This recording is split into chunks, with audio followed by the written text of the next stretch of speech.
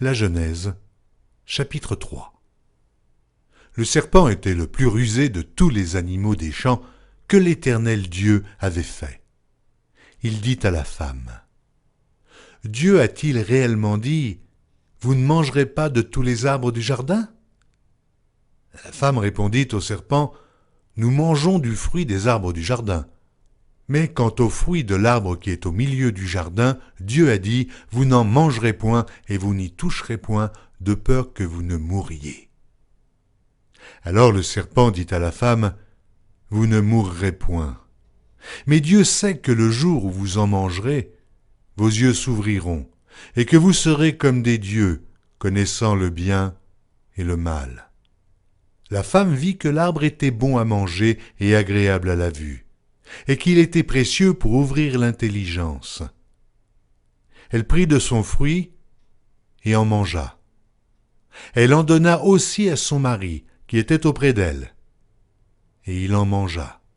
Les yeux de l'un et de l'autre s'ouvrirent, ils connurent qu'ils étaient nus, et ayant cousu des feuilles de figuier, ils s'en firent des ceintures. Alors ils entendirent la voix de l'Éternel Dieu, qui parcourait le jardin vers le soir, et l'homme et sa femme se cachèrent, loin de la face de l'Éternel Dieu, au milieu des arbres du jardin. Mais l'Éternel Dieu appela l'homme et lui dit, « Où es-tu » Il répondit, « J'ai entendu ta voix dans le jardin, et j'ai eu peur, parce que je suis nu, et je me suis caché. » Et l'Éternel Dieu dit, « Qui t'a appris que tu es nu ? Est-ce que tu as mangé de l'arbre dont je t'avais défendu de manger ?»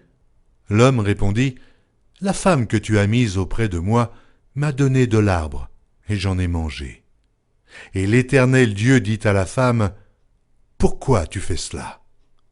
La femme répondit, « Le serpent m'a séduite et j'en ai mangé. » L'Éternel Dieu dit au serpent, « Puisque tu as fait cela, tu seras maudit entre tout le bétail et entre tous les animaux des champs. Tu marcheras sur ton ventre et tu mangeras de la poussière tous les jours de ta vie.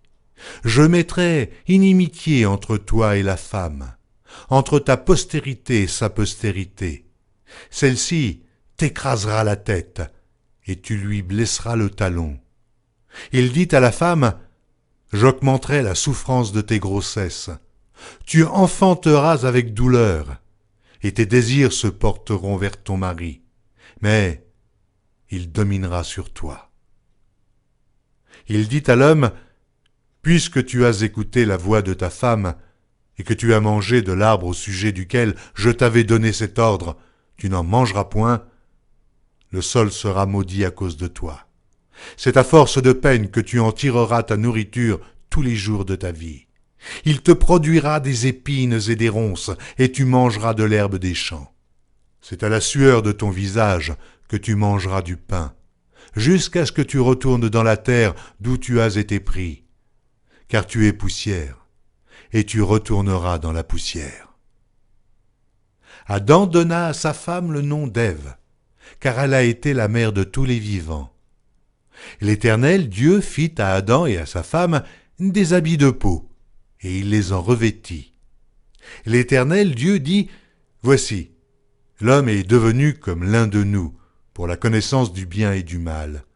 Empêchons-le maintenant d'avancer sa main, de prendre de l'arbre de vie, d'en manger, et de vivre éternellement. » Et l'Éternel Dieu le chassa du jardin d'Éden, pour qu'il cultivât la terre, d'où il avait été pris.